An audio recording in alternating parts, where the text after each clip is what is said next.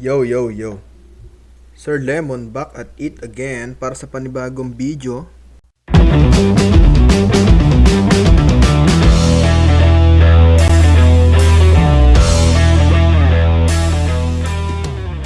Alright. So, Sir Lemon ninyo, no, nabibisit na naman sa nakita niya, no.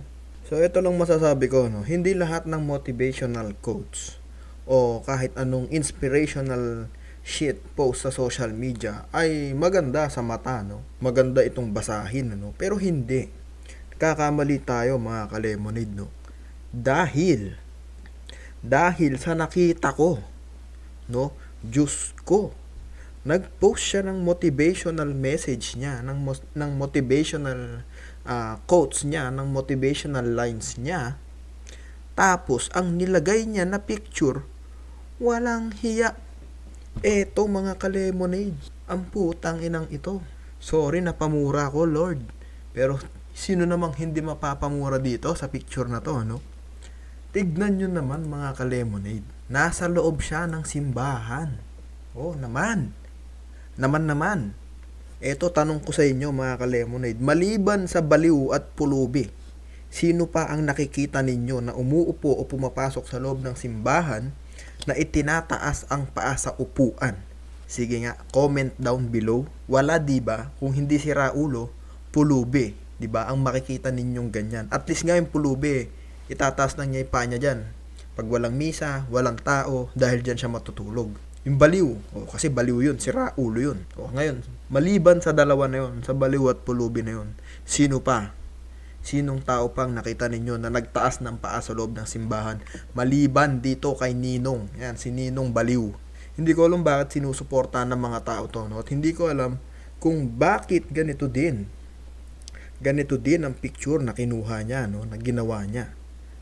So, basahin natin ang kanyang motivational lines, no?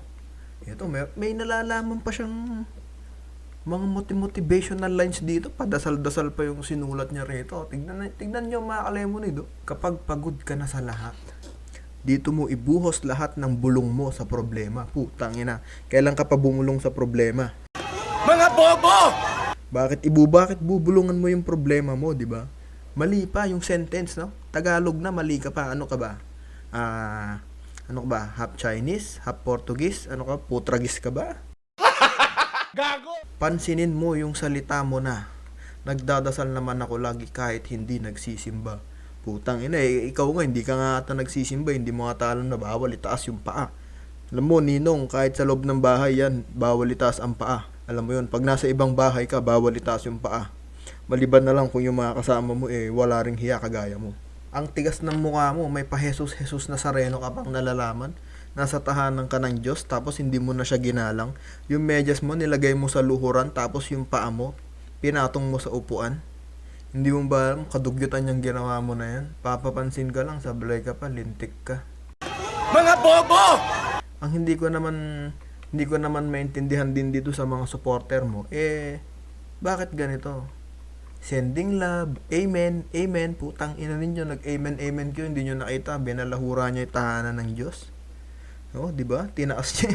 Ginawa niyang display, dinisplay niya yung recipe, susi, medyas, tsinelas. Na pwede nang picture mo na lang si Jesus na Nazareno dun sa harapan. Or nagpicture ka kahit scripted na nakaluhod. Hindi yung nakataas ang paa. Tangina mo naman, Ninong, wag ganyan. Masyado kang papansin. Ito, saludo ko dito kay Antonio, 'di ba? Antonio Mariano, ayan, saludo ko sa iyo. Ang balasubas mo naman sa tahanan ng Diyos. At least meron pa ring matinong pag-iisip na kagaya ni Sir Lemon. Ang galing! Ang galing! Meron pa si Bossing Paulo, Kalemonade, yan, di ba? Pag ordinaryong tao to, bash aabutin pag ganyan. Malamang CJ, malamang. Tinaas mo ba naman yung paa mo sa tahanan ng Diyos? Ninong, ha? Ayusin mo, Ninong, ha? Tinaas mo yung paa mo, walang hiya ka. Para ka nang gagago. Gago! Wala ka sa bahay mo, Ninong. Sana alam mo ang kaibahan ng bahay mo sa bahay at tahanan ng Diyos. 'Di ba? Puro ka kayabangan, Ninong. Bis na magpasalamat ka sa Diyos, nagyabang ka pa sa tahanan niya, ginamit mo pa yung tahanan niya. O ito, sample video ng kabobohan mo. Hindi ko alam kung nasan ka dito, pero putang ina mo. Public yan, busy yan. Nakikita mo yung ginagawa mo. Muntik mo natrasan si ate. Atras abante ka, nanggugulo ka dyan. Imbis na nagagamit pa yung isang lane doon, hinarangan mo na. 'Di ba? Para kang gago, puro kayabang. Wag masyado ha, wag masyado, Ninong. Wag masyado. Magbago ka, Ninong. So yun lamang mga ka-lemonade, pagdadasal natin si Ninong, ako nang hihingi ng tawad para sa kanya. Sir Lemon out. Bye.